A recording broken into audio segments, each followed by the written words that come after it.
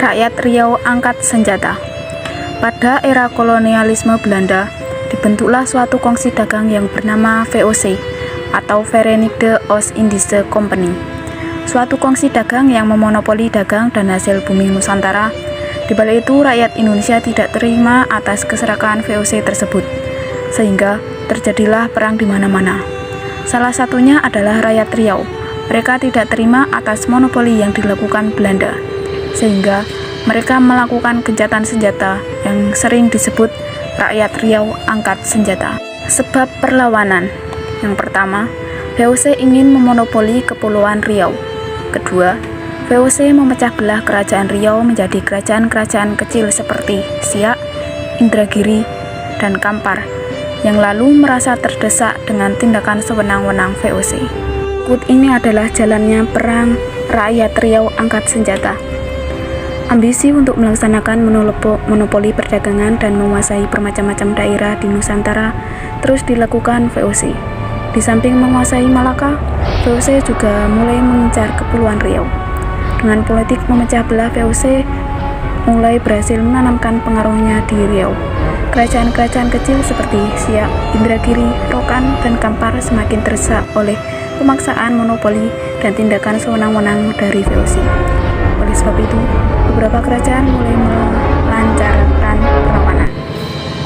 Salah satu contoh perlawanan di Riau adalah perlawanan yang dilancarkan oleh Kerajaan Siak, Sri Indrapura. Raja Siak Sultan Abdul Jalil Rahmat Shah tahun 1723-1744 memimpin rakyatnya untuk melawan VOC. Setelah berhasil merebut Johor, lalu ia membuat benteng pertahanan di Pulau Bintan. Dari pertahanan di Pulau Bintan ini, pasukan Sultan Abdul Jalil mengirim pasukan di bawah komando Raja Lela Muda untuk menyerang Malaka. Uniknya, dalam pertempuran ini, Raja Lela Muda selalu mengikut sertakan putranya yang bernama Raja Indra Pahlawan. Itulah sebabnya sejak remaja, Raja Indra Pahlawan sudah mempunyai kepandaian berperang.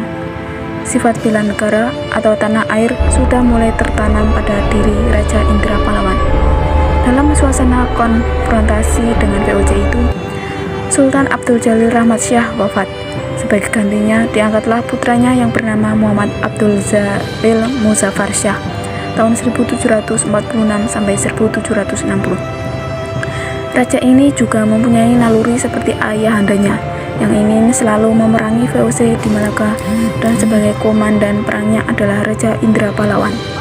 Tahun 1751 berkobar pelang melawan VOC.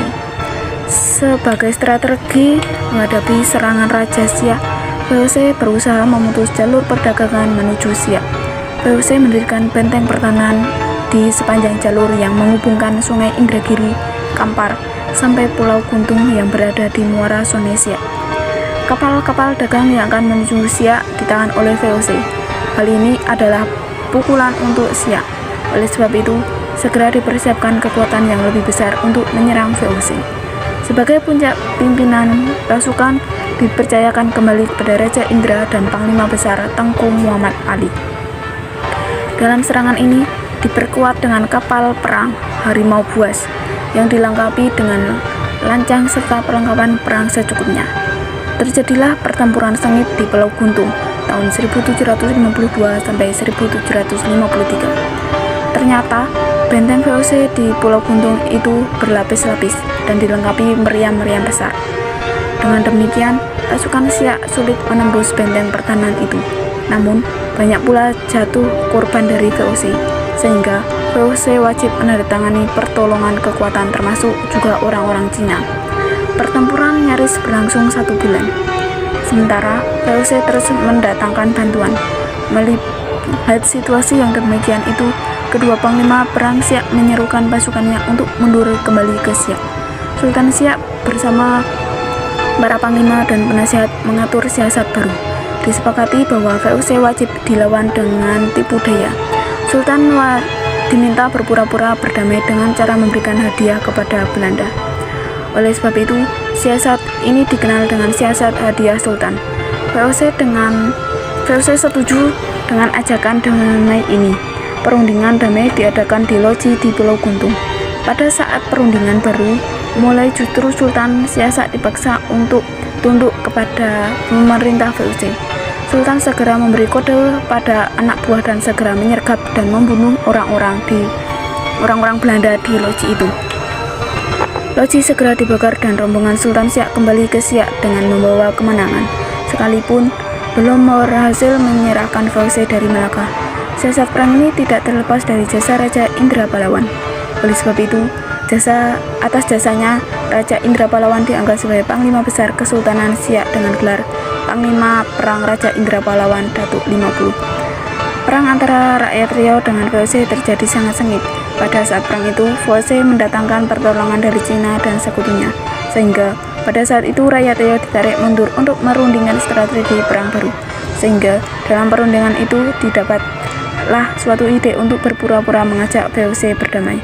Sehingga pada saat perundingan damai dengan VOC itu, kesempatan rakyat Riau untuk memukul habis para petinggi VOC.